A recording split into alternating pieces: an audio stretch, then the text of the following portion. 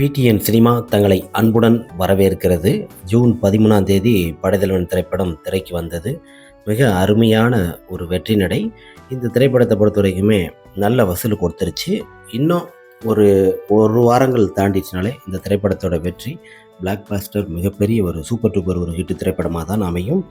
இப்போது ஜூன் 20 பல திரையரங்கில் பார்த்திங்கன்னா இந்த திரைப்படத்தை எடுத்துகிட்டு மற்ற ஊர்களில் இந்த திரைப்படங்கள் ரன் ஆகிட்டு இருக்கும். சென்னையை பொறுத்த வரைக்குமே நிறைய திரையரங்கில் இந்த திரைப்படம் அடுத்த வாரம் 26 வரைக்கும் இந்த திரைப்படம் திரையரங்கில் ஓட இருக்கிறது. 26, 27 வர மிக அருமையாக அடுத்த சண்டே வர பல ஊர்களில் இந்த திரைப்படங்கள் திரையிடப்படுகிறது. மிக அற்புதமான ஒரு படைப்புகள் கொண்ட படைத்தலைவன் திரைப்படம் தான். மற்ற திரைப்படங்களோட கம்பேர் பார்க்கும்போது இந்த திரைப்படத்துக்கு ஒரு அசூர வெற்றின்னு தான் நம்ம சொல்ல முடியும். எல்லா திரைப்படத்திற்குமே அவங்க ப்ரொமோஷன்லாம் மிக அதிகமாக பண்ணக்கூடியவராக இருப்பாங்க. விளம்பரங்கள் தான் அதிகமாக இருக்கும் ஒரு திரைப்படம் வெளியே வருதுன்னா. ஆனால் இந்த திரைப்படத்தை பொறுத்த வரைக்குமே எந்த ஒரு விளம்பரமும் அதிகமாக வரல. படத்தோட ரிலீஸ் தேதியாக இருக்கட்டும், எல்லா நாளுமே ஒவ்வொரு நாளும் தள்ளி தள்ளி போய் தான் இந்த திரைப்படத்திற்கு மிகப்பெரிய ஒரு வெற்றி. எல்லாரும் எதிர்பார்த்த மாதிரி பல பிரச்சனைகளை தாண்டி இந்த திரைப்படம் பாருங்கள். சண்முக பாண்டியனுக்கு மிகப்பெரிய ஒரு பிளாக் பாஸ்டர் கிட்டோடுக்கும் மிகப்பெரிய ஒரு வெற்றியை கொடுக்கும்னு எல்லாருமே எதிர்பார்த்தாங்க. நிறைய பேர் தன்னோட பத்திரிகையிலையும் சொல்லியிருக்காங்க. அது மாதிரி பத்திரிகை நிறுவனங்களும் மிக அருமையாக எழுதியிருக்கிறாங்க. ஊடகங்களுமே நம்ம எந்த ஒரு குறையும் சொல்ல முடியாது. ஒவ்வொரு நடிகர்களும் பார்த்திங்கன்னா நிறைய இடத்துல அந்த படத்தை கலாய்ச்சே தள்ளுவாங்க. ஒரு படத்தை பொறுத்த வரைக்குமே செய்தியாளர்களை சந்திக்கும் ரிவ்யூ கொடுக்குற பொறுத்து தான் அந்த படத்தோட வெற்றி.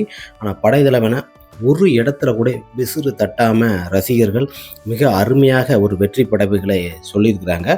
மக்களுக்கு மிகப்பெரிய ஒரு நன்றியை தெரிவிச்சுக்கிடுவோம்.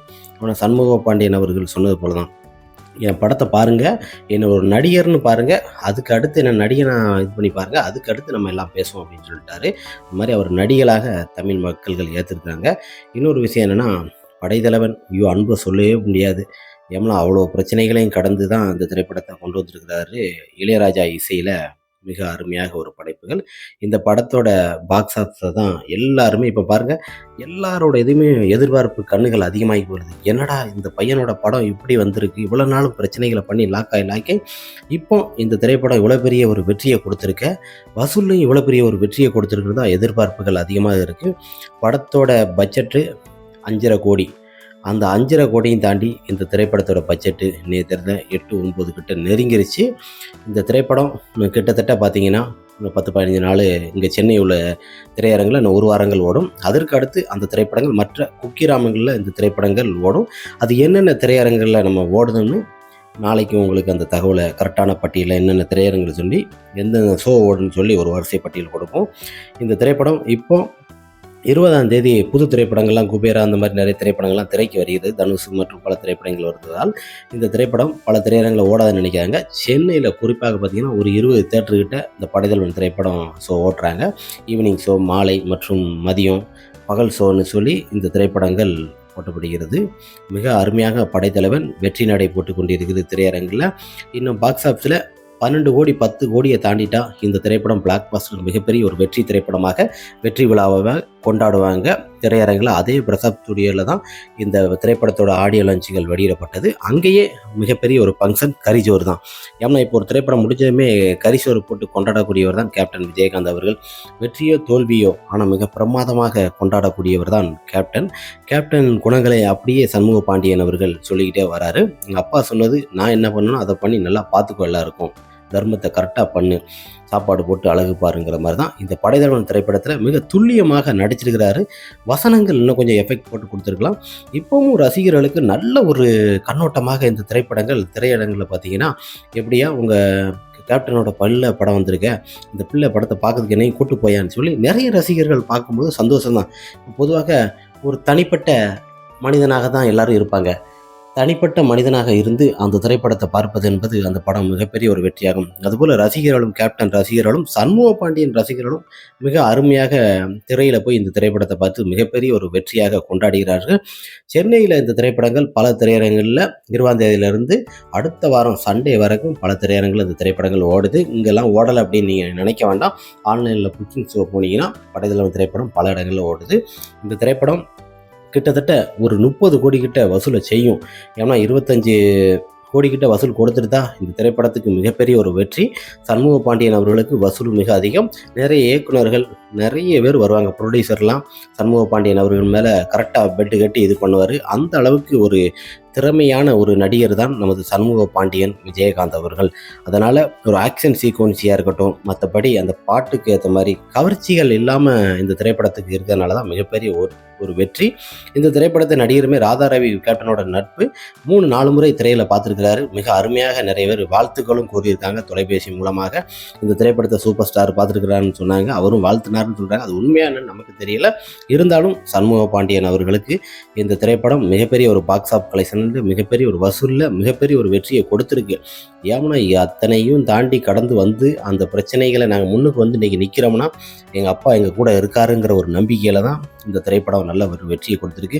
இப்போ பாக்ஸ் ஆஃப் வசூலை பாருங்கள். அப்படியே பார்த்தீங்கன்னா கிட்டத்தட்ட பார்த்தீங்கன்னா இந்த படத்தோட பட்ஜெட் அவ்வளோ இருந்திருந்தாலும் இந்த பட்ஜெட் பார்த்தீங்கன்னா பாக்ஸ் ஆஃப் கலெக்ஷன் குத்து மதிப்பாக கிடையாது. பாக்ஸ் ஆஃப் வசூலை அப்டேட் கொடுக்குறாங்க.